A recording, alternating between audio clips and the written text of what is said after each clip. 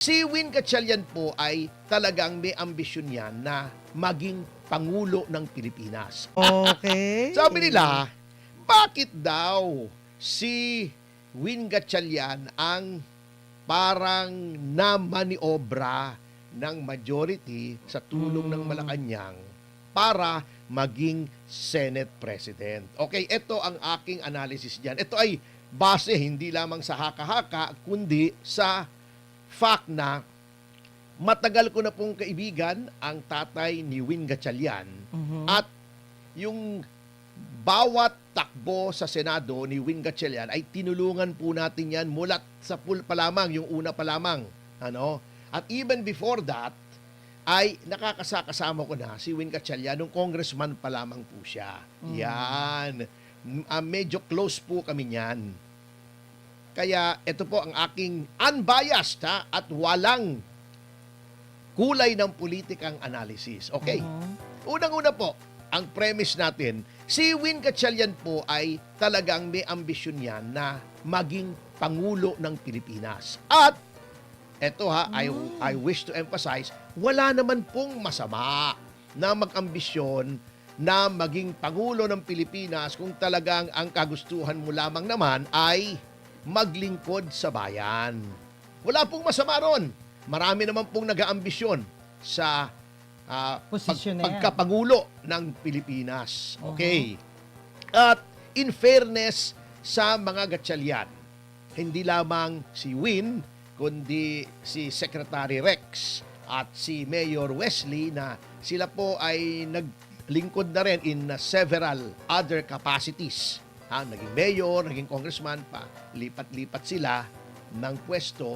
Wala naman pong masasabing bahid ng corruption sa kanila. At kung meron man noon na sila ay nasangkot, ay na-clear naman po ang kanilang pangalan. So wala pong masama I wish to repeat, wala pong masamang mag-ambisyon ng Pangulo. Alam nyo, maraming mga bata di ba? Pagka lumalaki pa lang, sinasabi ng mga magulang nila, eto sana maging presidente ng Pilipinas, lalo na kung medyo bibo, di ba? Wala pong masama.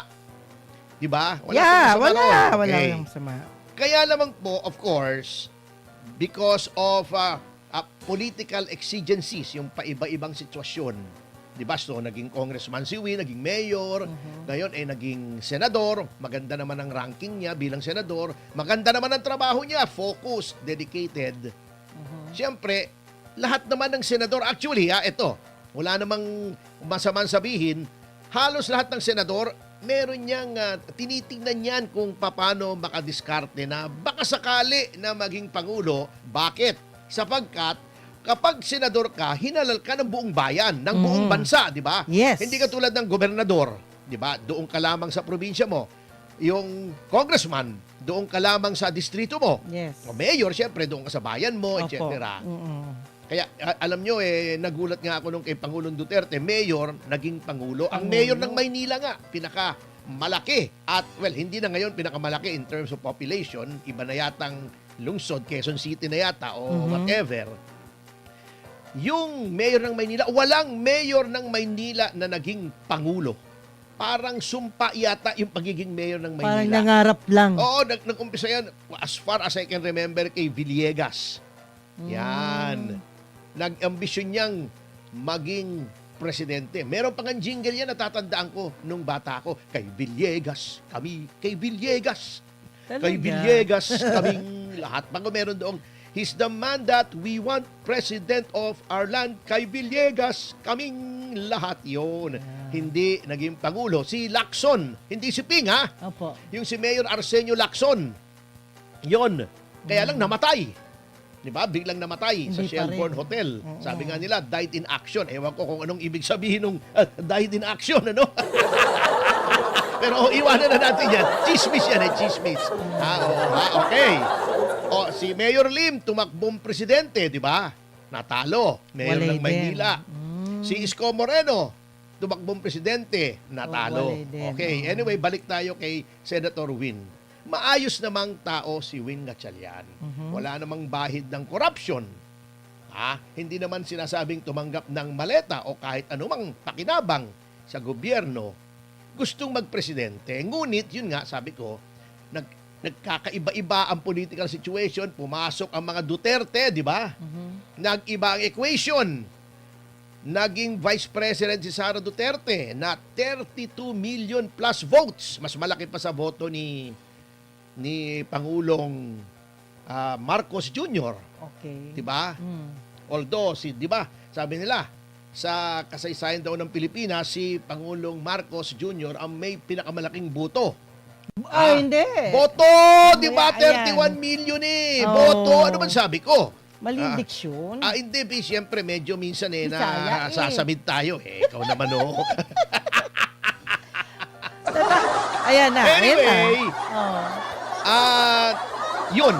Siyempre, gusto pa rin niya. Tinitingnan niya ang sitwasyon. At kapag nakakausap ko nga si William, na matagal-matagal ko nang kaibigan, more than 25 years. Oh, grabe. Laging sinasabi, maganda ang record ni Win at saka magaling yan. Mm. May training sa education, sa achievement, pwedeng-pwede. At I agree.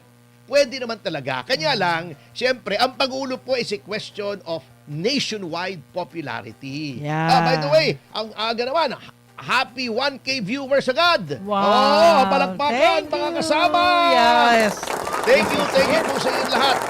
Okay. So, gusto magpangulo. Kaso mo nga, ayan, sa 2028, kasi graduate na siya ng 2028, di ba ga? Opo. Yes, Oo. yes. Ang frontrunner, siyempre, ay si Sara Duterte.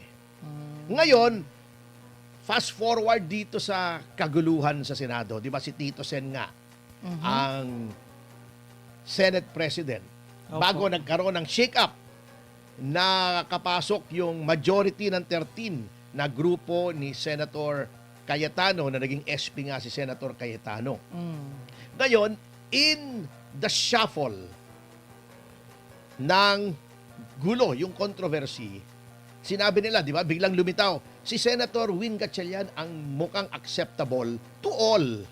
At talaga naman, si Tito Sen kasi medyo polarizing, yung kanyang stand doon sa impeachment, na sabi niya, di ba, kung ano-anong sinasabi na pwede daw hindi sundin, etc., etc., legal luminary, chuchu-chuchu, One Ball University, naghanap sila ng ibang kandidato. Ayun. Ngayon, ang move dyan, siguro, politically motivated ay ganito. Tingin ko lang. Ito, ano na po ito, conjecture o ano lang to, yung haka-haka. Parang Elvis Presley, di ba? Haka-haka burning love. O, di ba? Haka-haka burning love. Aha. Ganon. Ayan, sige na. Ang tingin ko, kung ang Senate President ay si Win Gatchalian at magkakaroon ng impeachment trial at somehow mapupull off nila na ma-convict si Vice President Sara Duterte. Siyempre, pag convicted ka sa Senate impeachment trial, matatanggal ka sa pwesto, hahanap sila ng kapalit ngayon na Vice Presidente. Oh. At ang laging next in line, kasi ang line of succession, halimbawa, may mangyari sa presidente, kahit sinong presidente, hindi natin sinasabing gusto nating may mangyari kay Pangulong Marcos Jr. Meron agad-agad. Halimbawa, Okay. kahit sinong presidente, halimbawa si President A, may nangyari sa kanya, ang papalit ay si Vice President B. Pag may nangyari naman kay Vice President B, halimbawa, sabay silang may nangyari sa kanila, Opo. ang papalit po ay Senate President, then Speaker of the House. Yan, okay? Yun na yun.